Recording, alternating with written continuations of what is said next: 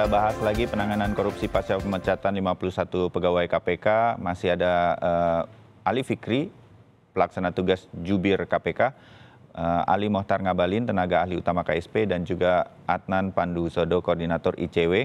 Tapi Bang Ali Mohtar Ngabalin, kami masih perbaiki hubungan telekomunikasi kami atau teleponnya, jadi nanti akan segera bergabung lagi. Saya ke Bang Ali Fikri dulu. Pertanyaan yang tadi sebelum jeda begitu. Agak susah kita untuk tidak kemudian, saya menyebutnya langsung saja ini tanpa bermaksud gimana, berhubung ada wakil dari KPK Bang Ali Fikri. Jadi agak susah kita kemudian tidak menduga, oh ini kayak seperti sudah menyasar betul kepada 51 pegawai KPK yang jabatannya memang mentereng-mentereng di KPK dan menangani kasus-kasus besar, begitu kan Bang Ali Fikri, berhubung KPK juga sedikit-sedikit memberikan penjelasannya. Bahkan salah satu atau salah dua dari mereka ketika hadir bersama kami di Kompas TV mengatakan mereka pun belum jelas nih, bagian dari 51 pegawai ini belum jelas saya bagaimana dan apa. Mungkin sekarang sudah ada perkembangannya, saya tidak tahu. Nah Bang Ali Fikri, ini sudah pasti ya, final. Jadi tidak akan bisa ada perubahan lagi dengan menerima masukan lain-lain dari teman-teman semua yang menyayangi KPK. Ini memang tidak akan berubah lagi dari KPK dan lembaga-lembaga terkait. Bang Ali? Baik Mas Bayu, sebelum sana ya, saya ingin tadi menanggapi sedikit dari Mas Adnan ya, terkait dengan panggilan Komnas HAM. Ini biar clear dulu ya, biar clear. Kalau masalah narasi, saya disebut sebagai jubir pimpinan juga sering dikatakan begitu ya, tapi saya ingin katakan KPK itu ada 3, ada pimpinan, ada dewas, dan pegawai. Itulah yang kemudian kami sampaikan beberapa orang, karena itu yang 75 orang juga kami hormati dengan melakukan upaya-upaya tersebut ya. Kemudian yang kedua, terkait dengan menjadi presiden buruk ketika orang dipanggil KPK kemudian akan bertanya lebih lanjut. Justru itu setiap panggilan KPK, baik itu penyidikan sudah jelas terkait dengan apanya, begitu Mas Bayu.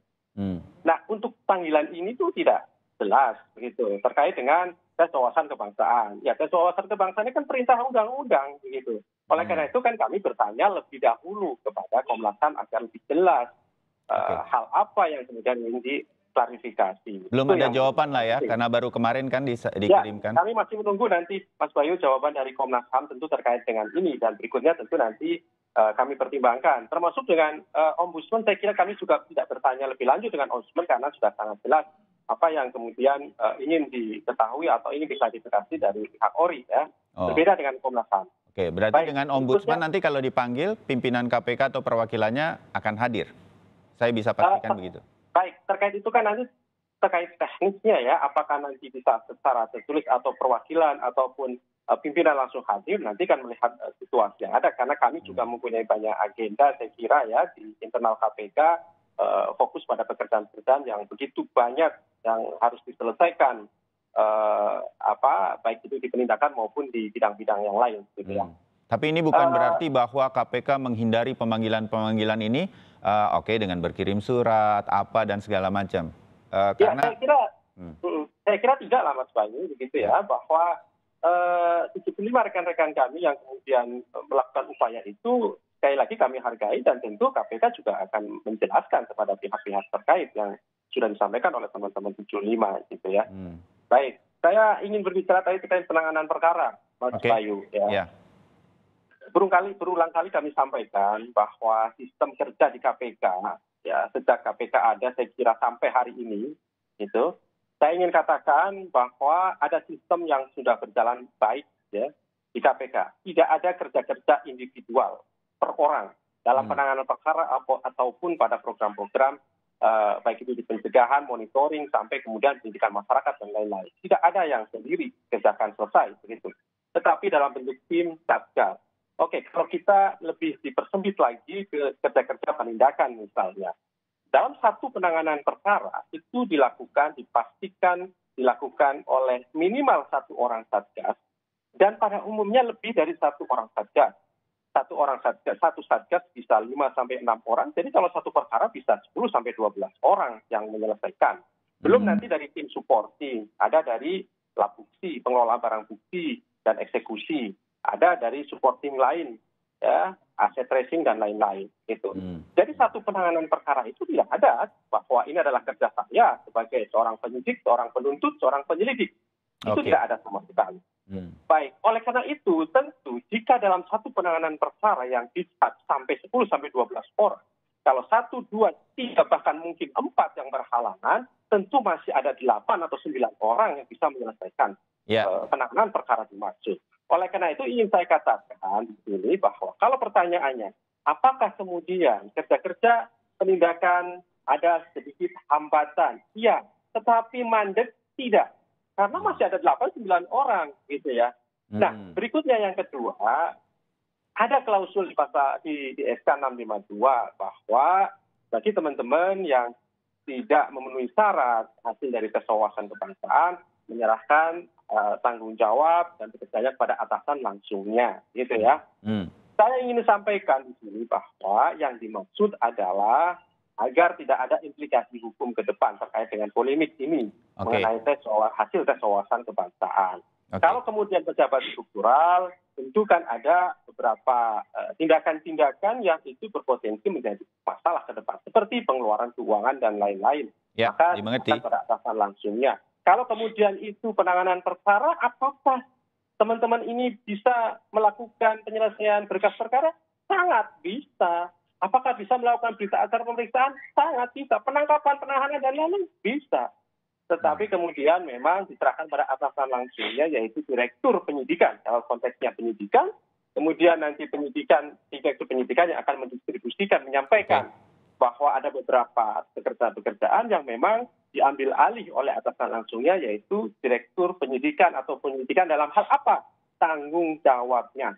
Gitu ya. Baik, itu yang Bang menjadi Ali. penting. Ya, Bang Ali Fikri, terima kasih. Berarti kasus masih bisa terus ditindaklanjuti. Bang Adnan Pandu, Anda cukup puas dengan ini?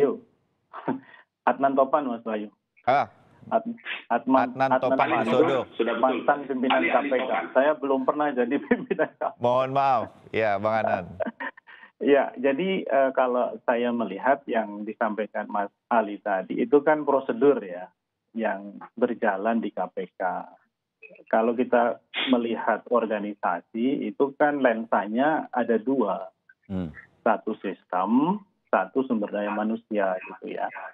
Nah, pada konteks sumber daya manusia dan sistem ini melahirkan kultur organisasi. Nah, kultur KPK selama ini adalah kultur lembaga penegak hukum yang memang sangat firm gitu ya dengan kerja-kerja penegakan hukumnya. Sehingga tidak menghitung si A ini yang saya kejar, yang kami kejar itu background-nya apa sih? Dia punya backup apa sih dan lain-lain, ya itu diterabas aja gitu ya. Nah kalau kita kemudian melihat ya apa yang telah disampaikan juga oleh mereka-mereka yang tersingkir dan kebetulan menjadi penyidik atau penyelidik dalam perkara-perkara korupsi besar, maka kita akan segera tahu bahwa sebenarnya hambatan-hambatan itu terjadi justru di internal KPK. Jadi kalau Mas Ali tadi ngomong soal sistem, kita juga bicara soal bagaimana analoginya nih ya, demokrasi yang sangat kuat di Amerika itu luluh lantak dalam waktu 5 tahun oleh seorang Donald Trump misalnya. Nah saya kira sistem itu tidak serta-merta kemudian terus terjaga apabila ya orang-orang yang ada di dalam organisasi itu bermasalah gitu. Nah saya kira dalam konteks ini maka perlu tetap ada orang-orang yang menjaga spirit organisasi, budaya organisasi. Nah, misalnya kalau kita dengar cerita teman-teman yang melakukan penyidikan atau penyelidikan dalam perkara-perkara korupsi yang sedang ditangani KPK, mereka mau menggeledah itu tiba-tiba dibatalkan oleh atasannya. Ya, ada informasi yang bocor sehingga alat bukti yang mau diambil itu tiba-tiba hilang. Kemudian sudah ada orang yang dideteksi yang sekarang ini adalah DPO, itu mau ditangkap, tiba-tiba tidak jadi gitu ya, tidak ada izin untuk melakukan penangkapan. Sehingga kalau kita melihat dari berbagai macam insight seperti itu, maka kita tidak ngomong lagi soal prosedur.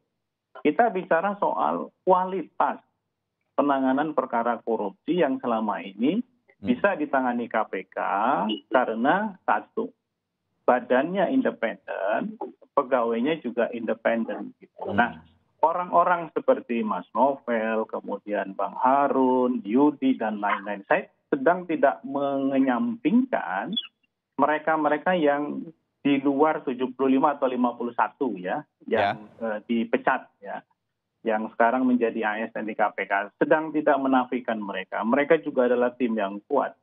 Akan tetapi tetap butuh ya orang-orang yang memang firm gitu ya dalam menangani perkara-perkara yang bisa ya melihat insight lain dalam sebuah perkara sehingga bisa dikembangkan perkara itu ke aktor-aktor yang sebenarnya lebih berbobot, lebih serius gitu. Nah, secara kuantitatif misalnya ya OTT KPK kan juga sudah sangat anjlok angkanya. Bahkan terakhir itu di 2020 cuma 2. Nah, orang kemudian bisa saja berargumentasi kan menangani perkara korupsi nggak hanya lewat OTT, tapi juga bisa lewat case building gitu. Intinya Bang Adnan, Anda meragukan bahwa kalau 51 pegawai KPK ini benar-benar tetap dipecat, pasti akan ada penurunan kinerja KPK begitu ya? Saya kira pasti. Sekarang pertanyaannya saya balik deh. Kenapa sih alergi dengan 51 ini gitu? Justru itu yang harus dijawab. Bisa singkat, tapi lagi-lagi nanti jawabannya prosedural, mereka nggak lolos TWK gitu. Nah itu kan sesuatu yang akhirnya keluar dalam kerangka pemberantasan korupsi itu sendiri. Tujuan pemberantasan korupsi itu apa sih? Ya. Kan itu, dan kita membutuhkan orang-orang yang kredibel untuk menanganinya. Nah, saya kira disinilah persoalan dasarnya gitu. Bahwa 51 bisa... ini memang tidak diharapkan lagi. Ya, bisa menanggapi ini Bang Ali Fikri, silakan. Baik, saya kira sudah berulang kali juga disampaikan ya, baik pimpinan maupun KPK secara kelembagaan, bahwa KPK itu membutuhkan sumber daya manusia yang banyak sesungguhnya. Apalagi kemudian dalam proses penindakan. Kalau kita berbicara pekerjaan, analisa beban pekerjaan ataupun analisa beban kerja di KPK itu idealnya masih ada penambahan 100 orang penyidik, ya. Kalau kemudian KPK akan lebih kuat lagi. Dengan kurangnya sumber daya manusia ini, kalau kemudian kita berbicara apakah kemudian ada proses penyingkiran, ini kan menjadi mustahil gitu ya. Kalau kemudian ada menyingkirkan orang-orang tertentu karena menangani perkara yang besar misalnya, ini perlu dibuktikan loh, ini perlu dibuktikan. Kalau itu dugaan, benar, gitu ya. Kalau sekedar dugaan-dugaan, siapapun boleh persepsi, boleh asumsi, gitu ya. Tapi makanya sekali lagi saya tidak ingin berbicara di wilayah yang basisnya adalah asumsi dan persepsi, gitu. Itu yang menjadi penting. Tetapi saya ingin katakan justru KPK itu saat ini masih banyak kekurangan sumber daya manusia. Tetapi kalau kemudian ada narasi disingkirkan kan tidak nyambung gitu. Baik Bang Ali Fikri, waktu saya terbatas, saya ingin ke Bang Ali Mohtar sebentar. Sekali lagi Bang Ali Mohtar, tetap banyak pihak, walaupun kita mengerti dulu ada kasus cicak buaya, Pak SBY, koreksi saya kalau saya salah, juga ini urusannya internal KPK, semoga dengan kepolisian bisa jalan sendiri dan lain-lain. Tapi kali ini melihat ada kemungkinan bahwa situasinya tidak ada jalan tengah, kemudian banyak pihak berharap bahwa kemudian Presiden Jokowi bisa mengambil sikap, pun ini untuk kepentingan perang terhadap korupsi di Indonesia, mungkin ikut mendudukkan posisi ini misalnya begitu, kalaupun tidak mengambil keputusan langsung misalnya. Nggak ada harapan sama sekali itu, atau mungkin kita masih bisa berharap ini bisa dilakukan oleh Istana atau Presiden Jokowi. Bang Ali? Ya, ruang publik kita ini, Mas Bayu, ruang publik kita ini sudah banyak dikotori dengan berbagai macam prejudis terkait dengan masalah polemik KPK ini. Mula-mula mereka menyebutkan 75 orang itu adalah upaya pemerintah dan presiden untuk menyingkirkan mereka yang menolak RUU KPK. Setelah itu presiden mengeluarkan statement kemudian berlindung lagi di balik pernyataan Bapak Presiden dan lain-lain sebagainya.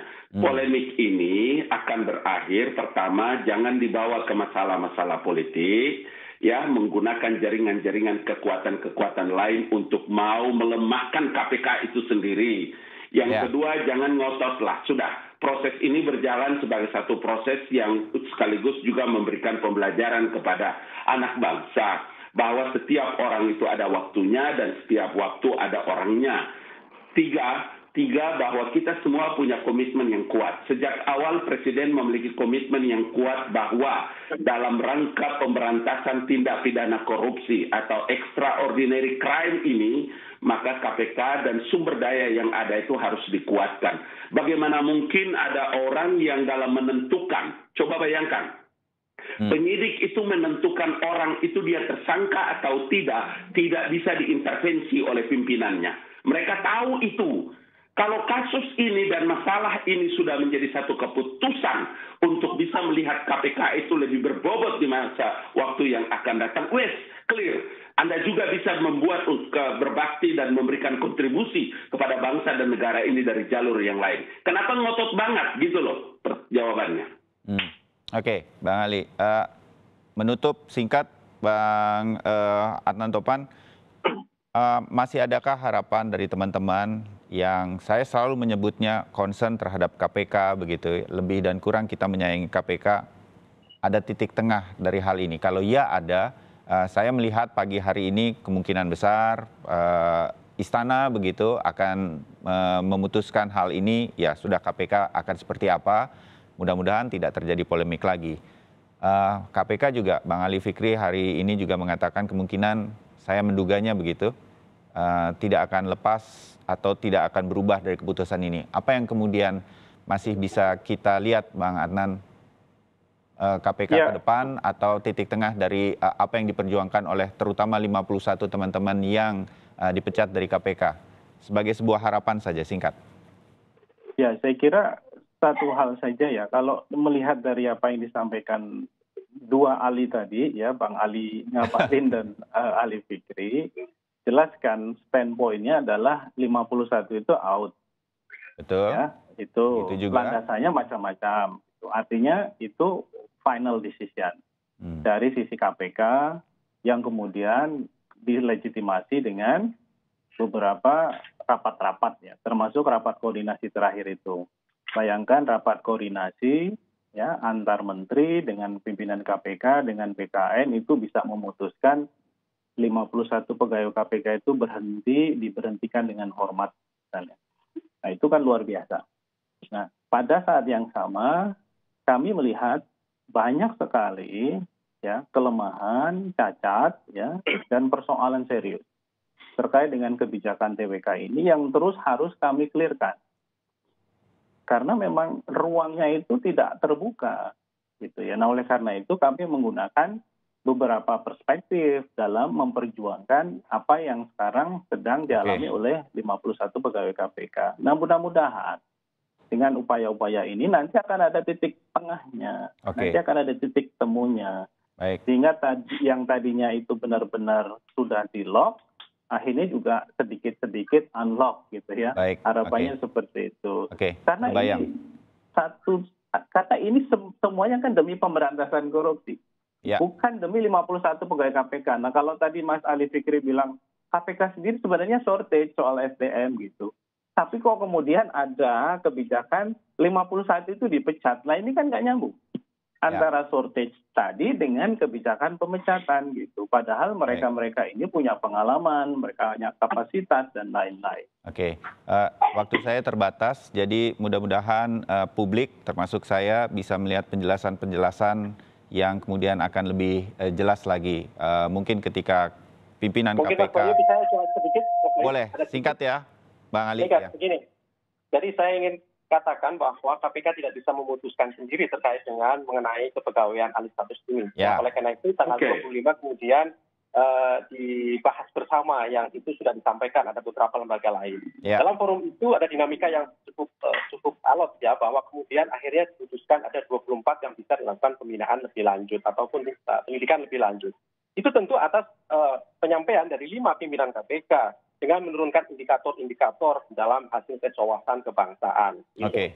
Dalam pembahasan itu tidak menyebut nama-nama pihak tertentu yang disebutkan di dalam 75 orang sehingga bisa menjadi 24 misalnya. Tetapi yang dibahas adalah indikator-indikator yang kemudian diterapkan di dalam peserta-peserta yang 75. Jadi sama sekali tidak kemudian dibahas orang per orangnya ya, tetapi kemudian indikator-indikatornya. Itu yang ingin kami sampaikan, Mas Bayu. Baik, terima kasih Bang Ali Fikri. Nah, mudah-mudahan respect saya bahwa Bang Ali Fikri bisa menjelaskan ini dengan cukup rinci, paling tidak bagi saya dan juga pemirsa Sapa Indonesia juga bisa dilakukan pimpinan KPK di Ombudsman nanti dan juga di Komnas HAM. Kira-kira itu harapan kami lah sebagai masyarakat untuk penjelasan-penjelasan KPK. Biar nanti kami kemudian juga mendapatkan informasi yang seterang-terangnya mengenai hal ini. Bang Adnan Topan juga terima kasih untuk analisanya. Bang Ali Mohtar, mohon maaf sedikit tadi ada gangguan, tapi terima kasih analisa atau pandangan sudut pandang Anda dari Istana dalam hal ini Pak Jokowi. Kita sama-sama melihat ini dan jangan, saya garis bawahi, jangan terjebak dalam soal politik, tapi betul-betul kepada fokus yang tadi Bang Adnan Topan katakan. Mudah-mudahan begitu. Kita akan sambung lagi nanti, kita sambil melihat perkembangannya. Kali ini waktu kami terbatas. Terima kasih untuk diskusi pagi hari ini. Assalamualaikum warahmatullahi wabarakatuh. Waalaikumsalam warahmatullahi wabarakatuh. Ya.